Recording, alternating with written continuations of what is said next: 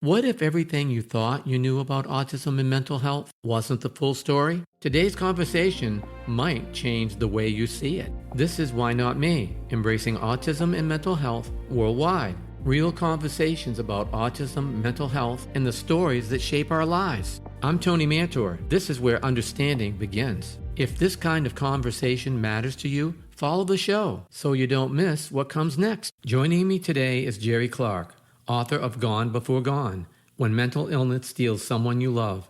Thanks for joining us today. Yeah, thank you for having me. Oh, it's my pleasure. I understand you have written a book. Can you give us a little information on it? I have just authored a book called Gone Before Gone, When Mental Illness Steals Someone You Love. And this book is an homage to my son, Calvin, who died when he was 23 years old after a 4-year struggle through the mental illness treatment system that was never built to rescue him.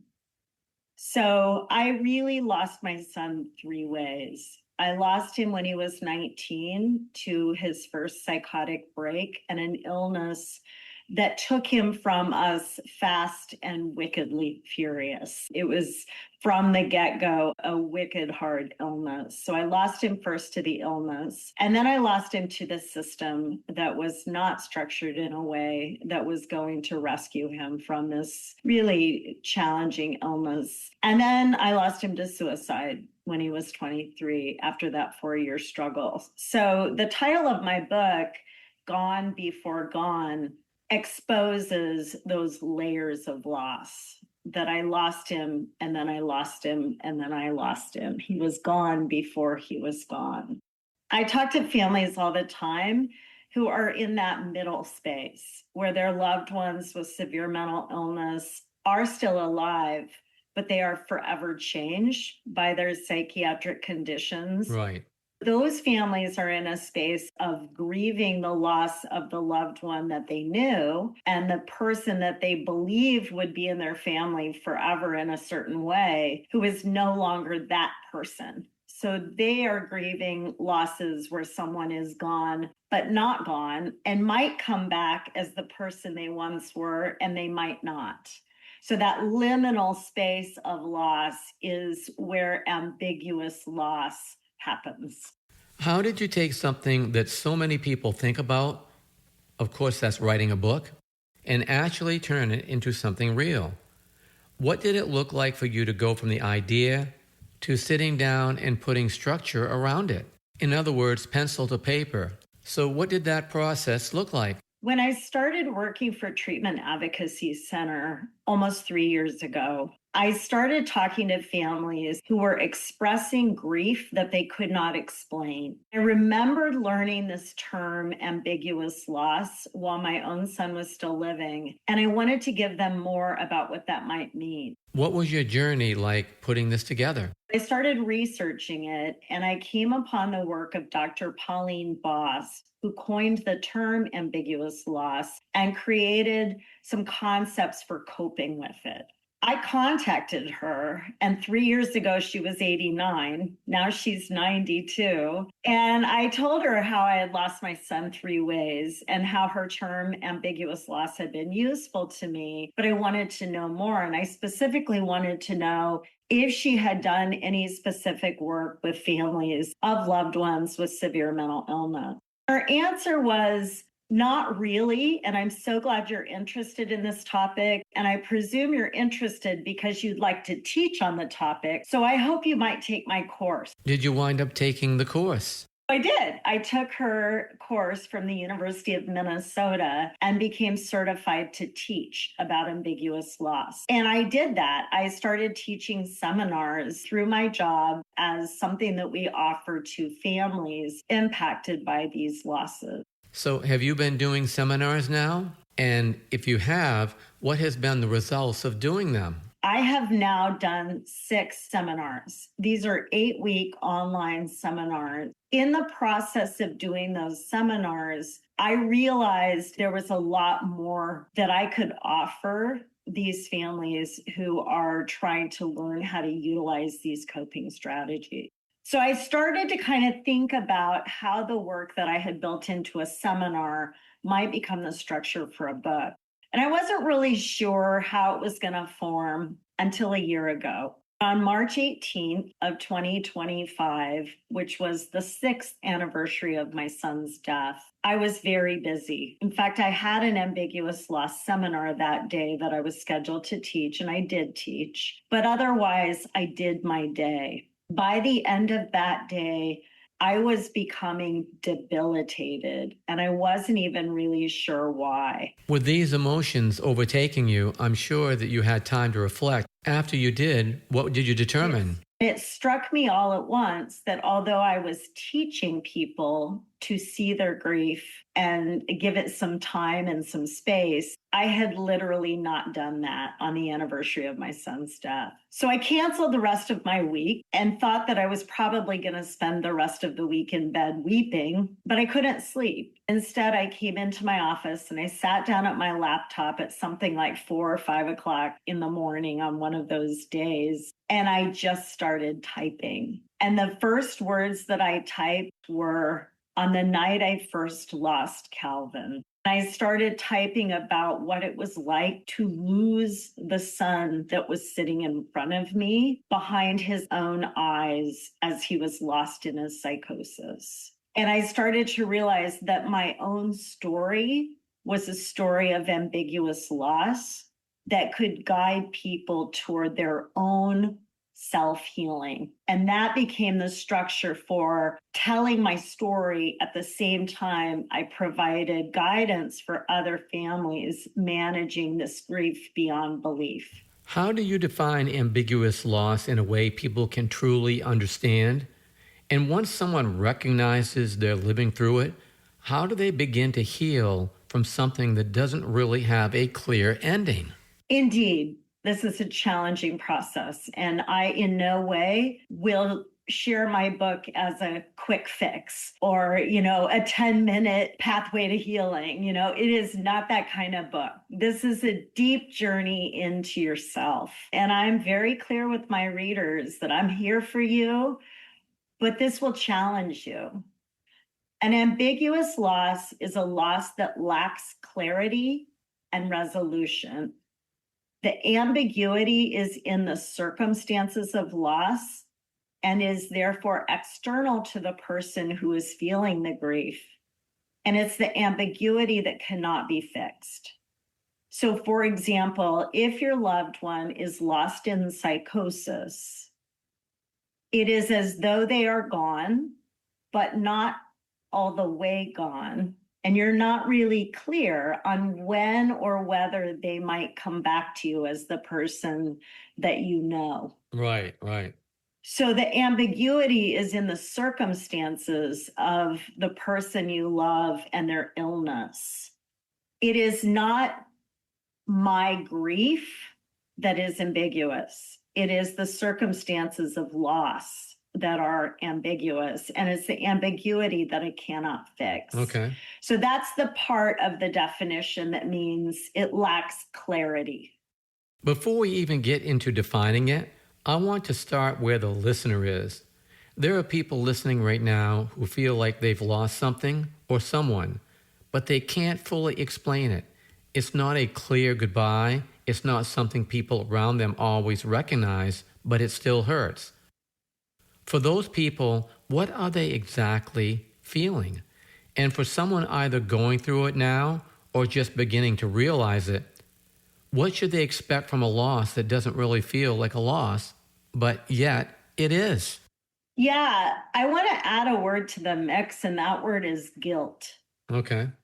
And part of the reason that I got really invested in this work is I was on a lot of social media networks where family members of loved ones, especially with schizophrenia, would say something like this: "I feel like my son has died while I'm still trying to save his life.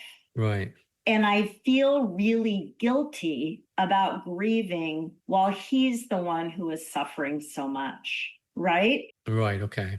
That makes sense. So part of the coping is go ahead and acknowledge this is a grief experience. Sure. The very first coping guidance is name the losses. What have I lost? I've lost the relationship that I had with my son before he got sick. I lost the future that I imagined for him. Sure. I lost a sense of safety and predictability. These are intangibles. It's not the same as I lost my dad because he died from cancer and there's a death certificate, right? That gives some resolution to that loss. So you're grieving for a person like they have died, but yet they're still alive. Yeah. That is a very tough scenario to handle. Yeah. They're physically present, but mentally, emotionally, they've gone somewhere so dark that it feels like you've already lost them. So how do you begin to cope with that? And how do you bridge that gap when there's no clear line between holding on and letting go? The first step really is to acknowledge the ambiguity and accept the ambiguity. And accepting the ambiguity doesn't necessarily mean that you accept the circumstances as, well, it is what it is, right? Because that feels really cruel when something really rough is happening. So you accept the ambiguity and you recognize, I have lost things I never expected to lose. I have lost that predictability. I've lost that safety. I've lost the closeness of the relationship that I had with my loved one before they changed a lot, right? So you accept those losses and then you start to seek meaning from those losses. So for me, in my seminars, I share a photo of a place that I hike frequently on the Oregon coast. And there's a fence row up on a sand dune, basically, that I followed for years. Loved the vistas. All at once, in a single weekend, a humongous sinkhole developed on this path that I had walked hundreds of times. The ground collapsed. Okay. The meaning I made from that picture related to my son's illness is that's what it felt like. It felt like everything that I believed to be solid ground had gone out from under me. And there no longer was anything solid in my life, nothing I could count on anymore in the structure of my life. So acknowledging that doesn't fix the situation, but it gives me permission to grieve.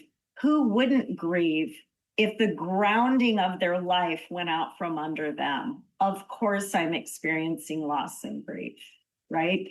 When we think about traditional grief, people often talk about the 5 steps: denial, anger, bargaining, depression, and then eventually some level of acceptance. In a situation like this, when they're grieving for someone that is still here, this kind of loss isn't clean. There's no finality to it. So when someone is going through this, are they experiencing those same stages, or is this a completely different kind of emotional process?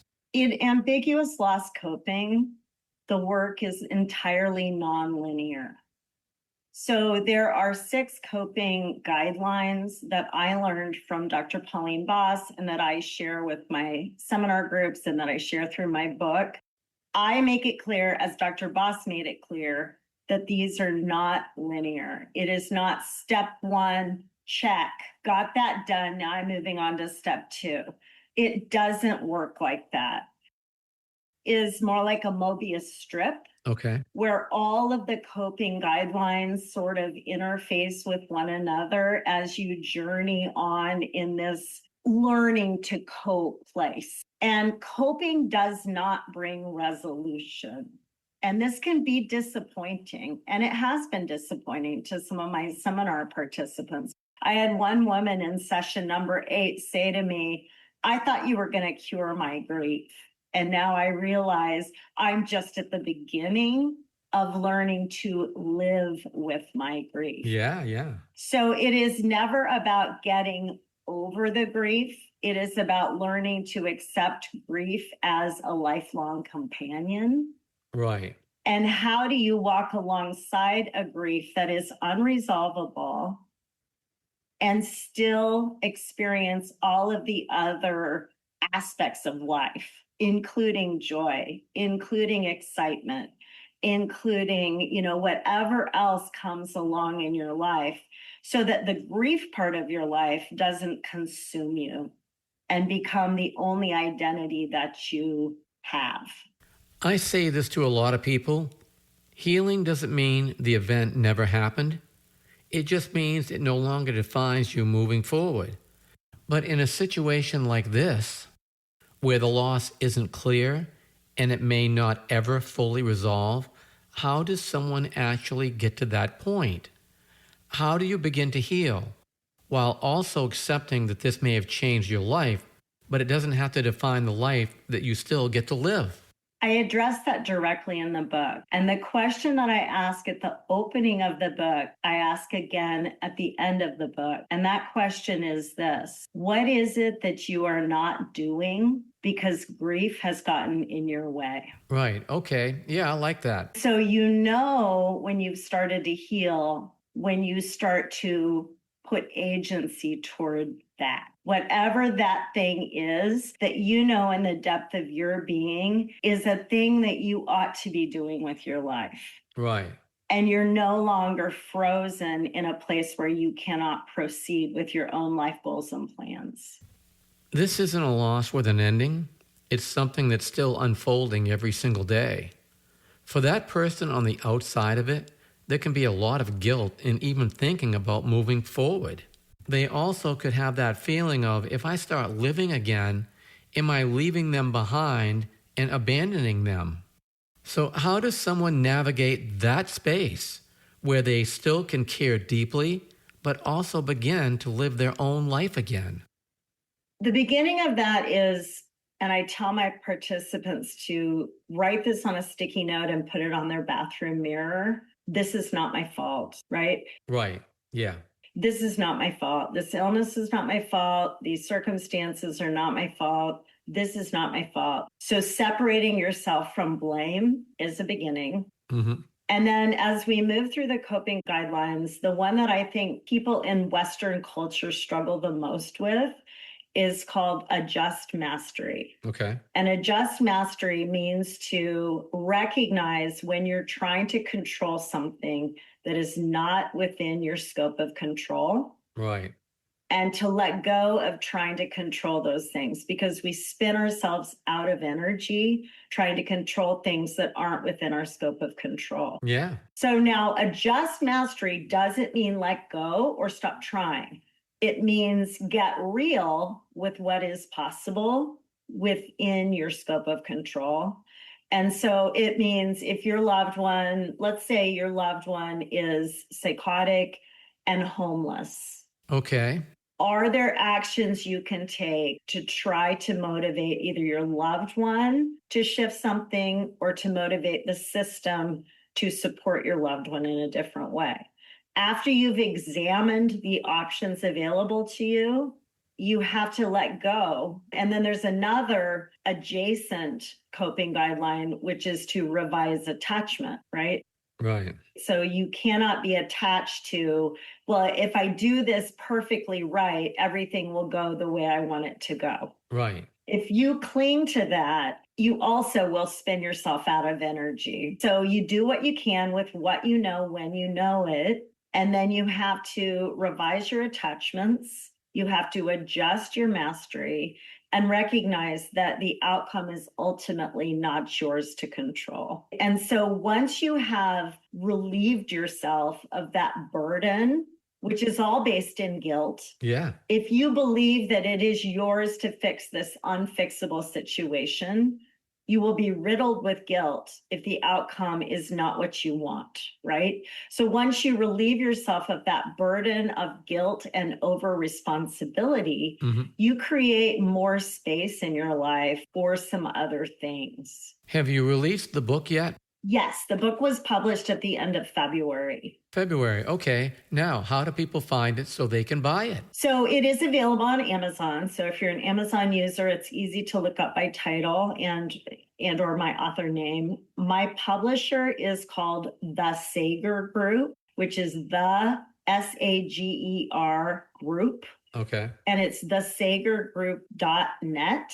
And if you go to that website, there's a bookshelf and you click on the blue and purple book with the owl on the cover that says Gone Before Gone. And that will open all of the options for purchasing the book as an ebook, a paperback, or a hardback. And there's an audiobook to come. I'm going to be doing an audiobook, I hope by the end of the year. Is it in any of the bookstores yet?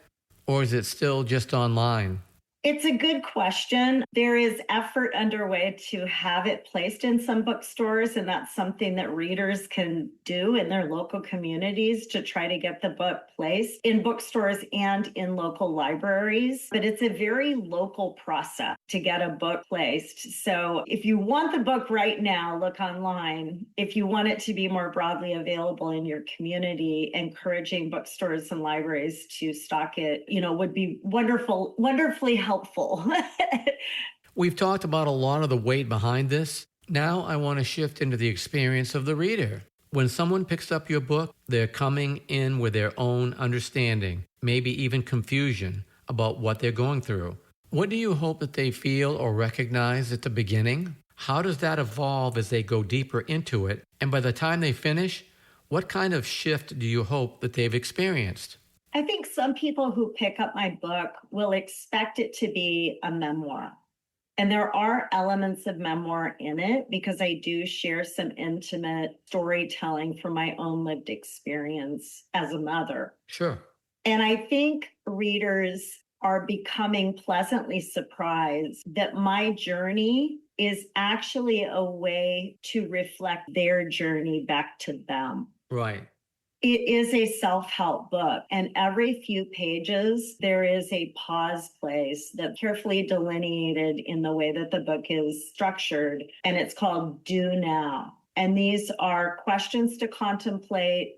There's some breathing exercises. There's suggestions if you want to do a written journal or an audio journal, or if you want to do art. There are suggestions for how you might work your way through the topics so that you're on a journey of self-discovery. At the same time, you're learning how I went through that journey of self-discovery. So the book becomes a reflection back on the reader, and I am being told by my readers, feels like an intimate conversation. Nice. When someone finishes your book without giving anything away, do you see it as a moment where they can sit back, not only reflect on your lived experience, but also their own? And do you think it helps them find any sense of clarity or closure? Or is it more about helping them understand what they're carrying so they can begin to move forward? Closure is a myth. And Dr. Pauline Boss, who founded Ambiguous Loss Theory, wrote a book called The Myth of Closure. Okay. So closure, I'm sorry, is not going to be something you're going to find through this process of coping with ambiguous loss. How to move onward, I hope so. Mm-hmm. How to address the question of what is it that I haven't been doing because grief has gotten in the way? I hope so. Right. And then the other thing I really hope people feel inspired toward as they move through the book is how to cultivate a more empathetic community. Yes, that would be really nice because it is needed. And at the end of the book, I have a section called Study Group Guidance, which is some really specific guidelines for how to use this book to create a support network in your own community. So there's some prompts and there's some guidance about how to use this book to create a group of folk who will continue in this journey of coping with ambiguous loss together. Right. I hope that my book will help some people come out of the shadows because there is so much fear, there's stigma, there's discrimination, isolation that comes from all of that. And so I know from my ambiguous loss seminar participants that some families in these really challenging circumstances get more and more isolated, and you do not fully heal in isolation. Right. We heal as human beings in community. And so we can start with self-work. We can start with these sort of inner contemplations. And then to take it to the next place, we need to heal in community. And so I actually provide guidance about how to talk about ambiguous love. Okay. One of the things that's come out of my seminars is a lot of families isolate because they don't want to be asked, how are the kids? Okay. When nothing is okay. And so there's brainstorming in the book about how you might respond to that without burning out your own energy. So how we talk to our friends, how we communicate within our families, and how we cultivate an empathetic community is all addressed in this book. Well, this has been a powerful conversation. I really appreciate you taking the time to join us today. Thank you so much. I really appreciate the opportunity to share this information. I know there's a lot of families in need out there, so I hope my book is helpful. Well, it's been my pleasure. Thanks again. A sincere thank you to our guests for sharing their journey. If today's conversation helped you see the world a little differently, then we're doing exactly what we hope to do.